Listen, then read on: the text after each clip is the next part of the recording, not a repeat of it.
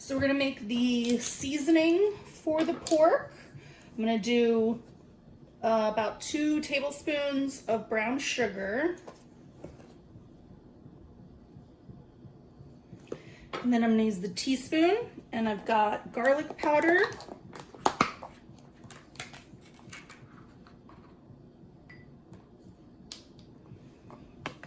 white pepper,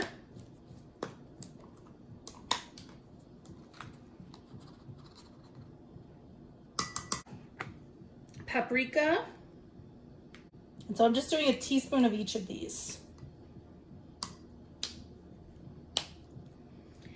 And then I was gonna use thyme and onion powder, but apparently I'm out of onion powder. So instead I'm gonna use this grilling seasoning that has thyme, onion powder, and a few other ingredients.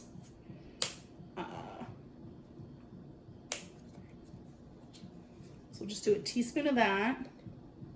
Even though I would have done a teaspoon each, I just don't want it to overpower. And then because we're going with leftover coleslaw that I put on fish tacos that have a little bit of like a cilantro lime kind of flavor, I'm gonna also do that to the pork. So just a teaspoon of kind of like a Southwest seasoning blend.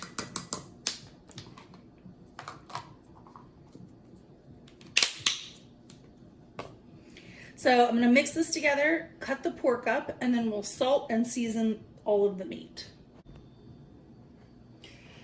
So this is a 3.5 pound pork shoulder. It's got some bone in. You want the fat marbling, that's gonna make it delicious as you cook it, but we don't need this huge fat cap here. So I'm using an 8-inch chef's knife that I use for everything, but you do not have to use a knife this large if you're not comfortable with it. Do not do it if you're not comfortable with it. It's just fastest for me. But you're gonna cut off, it doesn't have to be perfect, but you're gonna wanna get most of this fat trimmed off. Otherwise you're gonna end up with really fatty, oily pulled pork. So we want enough for flavor, but not enough that it like, you know, sits on the top of our pulled pork. Just get in there, slice all this off. So if you've never made like a pulled meat before, this amount of pork is gonna make, it's gonna shrink down as it cooks, and we're gonna lose some to the fat and the bone. But we're still gonna have more than enough to freeze for future recipes. You can use this in, just freeze it as pulled pork sandwiches for the future, but it's also great in quesadillas or on top of nachos. I will probably just use mine for pulled pork sandwiches throughout the summer. It's good in the freezer for about 3 months, so that should be perfect to just every once in a while pull out 2 buns and 1 Ziploc bag of pork and dinner's half ready. So then the other thing with this is that we're gonna have these bones that we need to get out of there. So we're gonna cut it into hunks anyway, so it cooks better. So I can feel the bone right there, so I'm just gonna kind of cut around it until I get a nice hunk here. Yeah, that looks good. Okay, so I have all my pork cut into pieces. I'm going to salt it. You could also add salt to the seasoning, but I like this grinder, so I tend to have to do it individually. You can also see I cut the pieces pretty small. If I was doing this in a crock pot, I would never do them this small, but in the pressure cooker, I want them to A, cook quickly, and B, I want them to absorb as much of the flavor as they can in 1 hour of cooking, as opposed to where if it was the crock pot, we would be looking at like 12 hours of cooking. Try not to get pork all over my salt thing here. All right, and then I'm gonna use the seasoning mix that we made before. And I'm just gonna liberally sprinkle it. Use about half of it here in the pre-sear steps, and then we'll dust it again after we sear it to make sure it's really extra delicious. Rub it in there. And then this is still a little cool. It doesn't need to be like room temperature like you would want a steak to be, but I'm just gonna let it season for probably 10 minutes before I put it in. All right, so I have my quick cooker on sear, and I'm gonna go ahead and put in, there we go, my pork pieces. We don't want to cook for long. Just give them a quick sear on all sides, kind of like you would do a pot roast.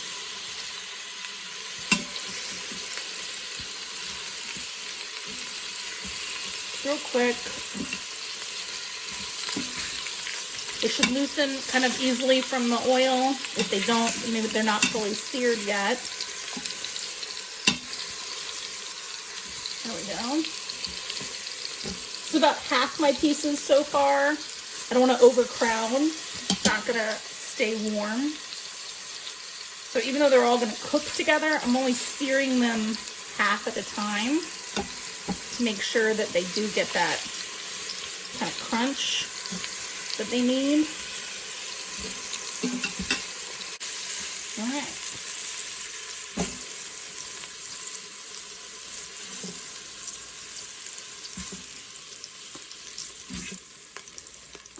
So then to get all these little bits up off the bottom, I'm going to add half a cup of water and kind of scrape up the delicious bits. Just to make sure all that flavor gets in there. Doesn't have to be perfect. We'll be back to mix sauce in this later, and so anything that's kind of stuck to the bottom, we'll get then. Gonna add 1 cup of apple juice. I'm gonna put all of our pork back in an even layer.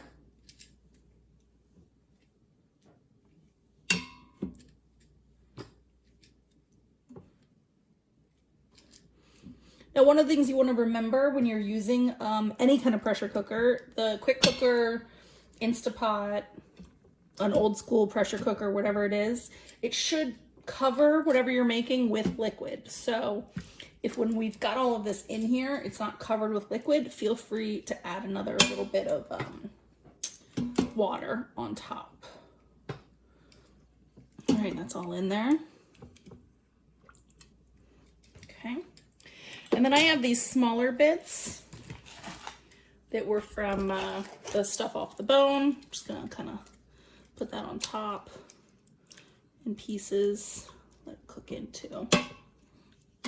Those will cook faster, so they don't necessarily need the sear. Okay, we still have a bunch of our seasoning. Just gonna sprinkle a bunch on top.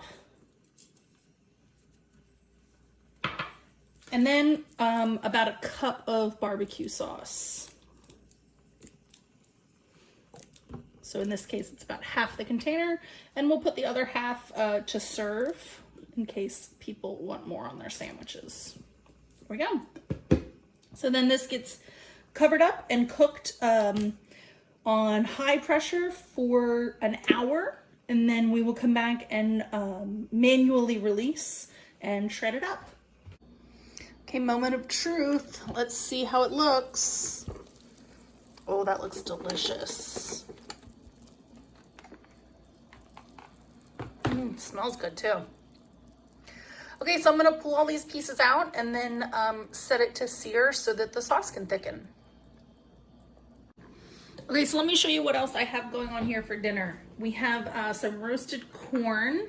I am doing this in the oven at 450. This is a parsley garlic butter. As you can see, I already did one side. Just wiping it on. And then it goes in the oven for about, I would say, 6 or 7 minutes each side. Although sometimes I end up doing it just kind of like 5 minutes on the 2 sides and then a minute or 2 on the edges, just to make sure everything gets that kind of delicious brown, but I only butter the 2 sides. So that'll go back in the oven. And then we also have a potato salad that I'm doing.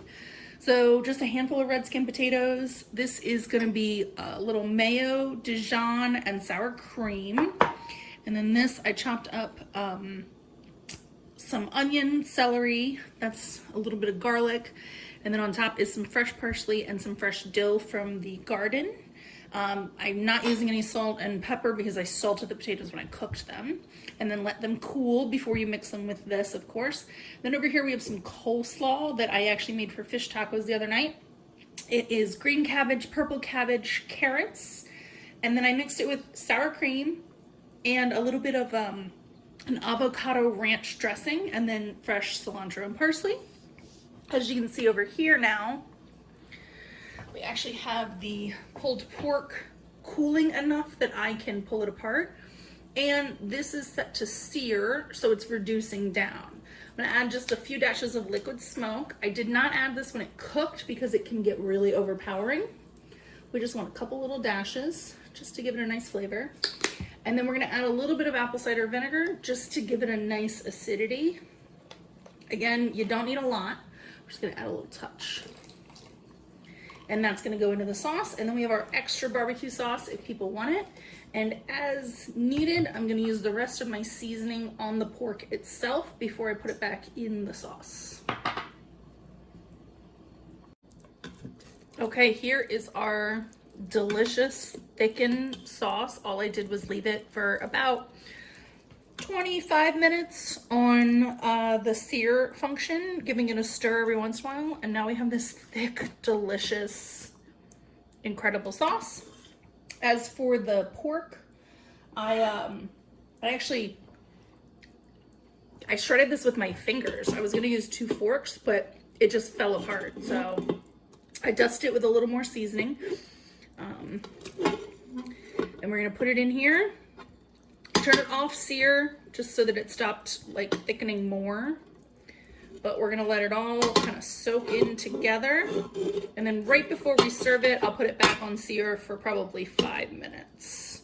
And in the meantime, I'm gonna finish my corn and potato salad and go ahead and toast up my buns.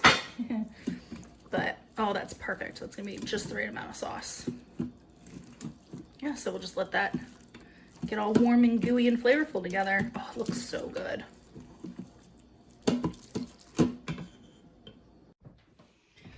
All right, here it is, the final product. What I did is I put this back on for 2 minutes of lowest pressure, and then immediately did a manual release in order to get it all kind of blended and to make sure it was heated through. And then this is our corn that we roasted. I cut it off the cob. And then our potato salad all together, and then the leftover coleslaw, which I personally like on top of my pork sandwich. So you can see how nicely this shredded up too, considering I just pulled it loosely apart with my hands. I mean, it's incredible. And so this was, again, just to remind you, a 3.5 pound pork shoulder that we cut the bone and a good bit of fat off of. And it's definitely made plenty of pulled pork. I think this would feed a family for sure.